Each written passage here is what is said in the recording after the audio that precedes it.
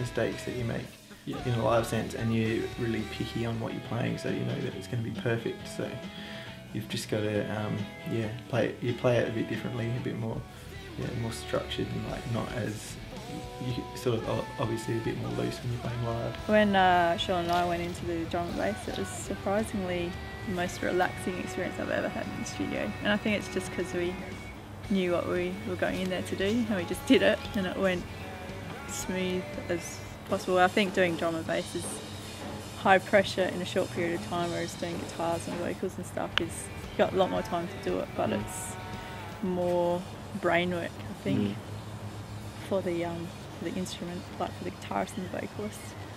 Whereas drum and bass is you just know what you're meant to do and just do it. I really like it.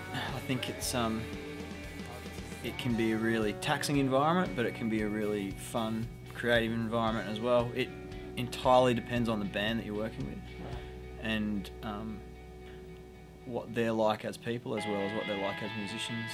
Part of my job and my role is to make it a comfortable environment for them, so that they can, you know, enjoy making a record or, you know, performing or whatever. Why music? Why music? I ask myself the same question. Yeah. It's like a burden and a blessing. Why music? I was born into music. I think it's just something that I've always just loved, and something from a very young age that I picked up and just been obsessed with since then. So. Well, because there's so much money in it, Dan. True. I don't know. I've always been musically involved in music since I was a kid. I've always, you know, learnt piano when I was younger. Was forced to learn piano, I should say. But then, I guess I wanted to express myself and like realise that music was a good way to do that. It's just something that I've always done. It's like, I don't know, for me, it's something I have to do, no matter what, but sometimes it gets in the way of doing other things in life, I think.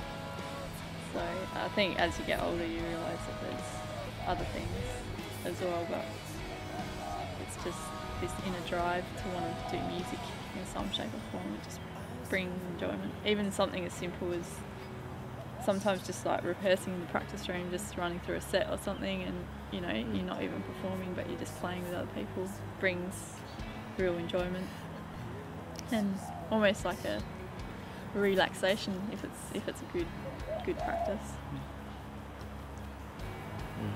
It's a good outlet.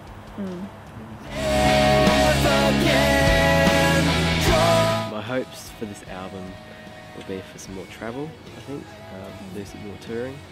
I think after seeing a bit of the world last year, got a bit more of a hunger to go back there. Hoping that we at least get recognised nationally, like a fair bit, so and just get, you know, some rotation on a few of the radio stations. I just hope that they are able to end up with a product that they like, and that they're happy with the final mixes. I just hope that they feel that it represents what they were trying to do and sort of the art that they're trying to make. I guess as long as they don't end up in a whole pile of debt, then that's a success as far as I'm concerned. Just have people respond to it as well in a positive way. That'd be good. That's what you always want. Just that it can allow us to tour and play shows and have people at the shows and people enjoy it. That would be nice.